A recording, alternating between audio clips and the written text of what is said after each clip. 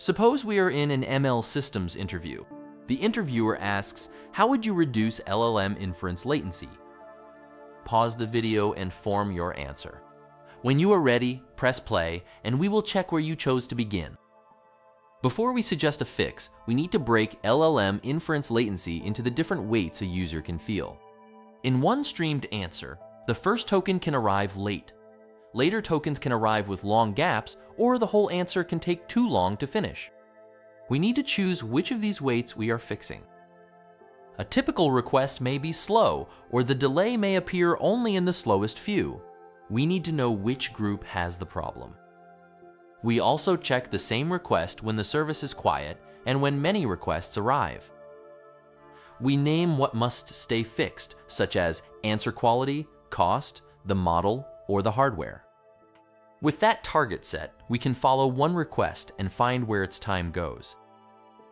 Now that we know which weight matters, we follow one request from start to finish. It first crosses the network and reaches the front end. Then it may wait in a queue for its turn. When its turn comes, the model reads the whole prompt. This step is called prefill. Then it makes the answer one token at a time, which is called decode. As each token is made, the service sends it back to the user. The network, queue, prefill, decode, and return path together make up the time the user sees.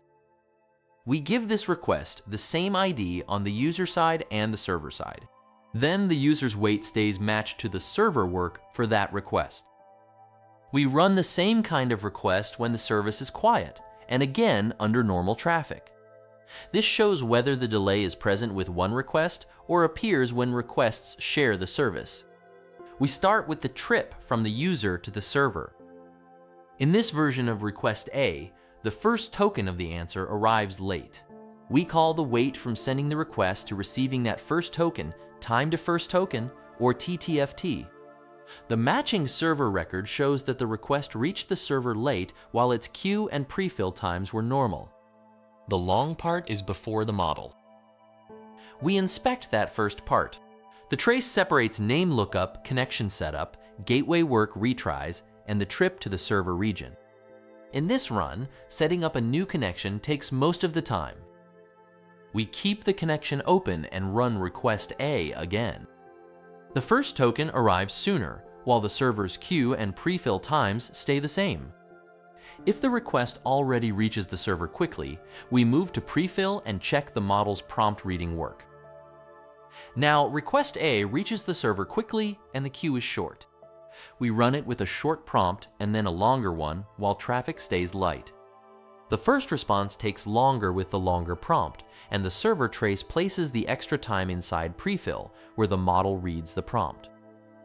The same fixed instructions appear at the start of every prompt. That shared beginning is the prefix.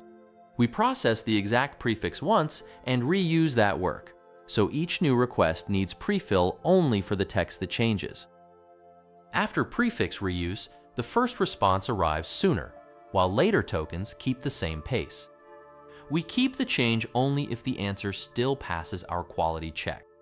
When the first response is already fast, but later tokens are slow, we move to decode. Now request A gives us its first token quickly, but later tokens arrive with long gaps, even while traffic is light. The server trace places those gaps inside decode after the model has read the prompt. So we time one decode step. The model's weights already stay in GPU memory. For every new token, the GPU reads them from memory into the parts that do the calculation. Our timing shows that these reads take most of one decode step. We test 4-bit weights with GPU code built for them. Each weight uses 4 bits instead of 16, so one decode step reads fewer bytes. That reduces the work our timing showed was slow. We run request A again. The later tokens now arrive closer together while its first token stays fast. We keep the change only if the answer passes our quality check. If this request is fast alone but slow with many others, we check server capacity next. Request A is still fast when it runs alone. Now more requests arrive each second. its first token arrives later. But the server trace shows that its model time stays about the same. The extra wait is in the growing queue, so the server has reached its current capacity at this arrival rate. We check what is limiting that capacity. Each running request has a KV cache, which keeps information from earlier tokens. Here, the server reserves more GPU memory for each cache than it uses. A waiting request cannot enter, even though some of that reserved memory is empty. We split each cache into small blocks and add blocks only as the cache grows. This way of managing the KV cache is called PagedAttention. More requests now fit in the same GPU memory. At the same arrival rate, the queue shrinks and more requests meet the latency target, while request A's model time stays about the same. We keep the change.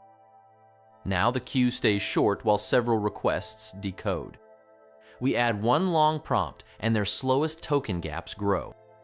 The server trace places the slowest 1% of those gaps inside one long prefill block. That block takes much longer than one decode step, so the active requests wait before they can make their next tokens. On this small setup, we split the long prompt into smaller chunks. We set a maximum number of tokens for one model step called the token budget. Each step makes the active answer tokens first, then uses the remaining budget for part of the prompt. Very small chunks keep the active token gaps short, but they can delay the new request's first token and repeat some memory reads. We choose the largest chunk that still keeps the slowest gaps under the target.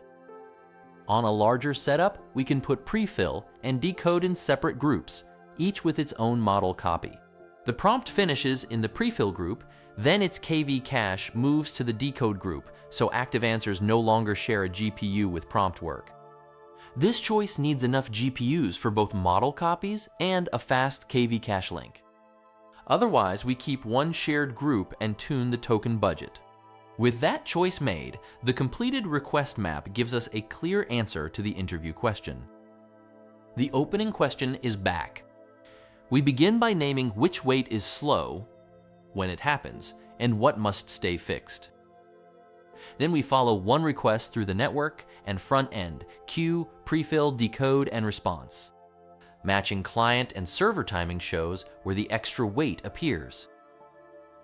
We choose one fix that matches that evidence, then rerun the same workload. We keep the change only if the latency target improves without breaking our quality and cost limits. Measure where the time goes, fix that part, and check the result.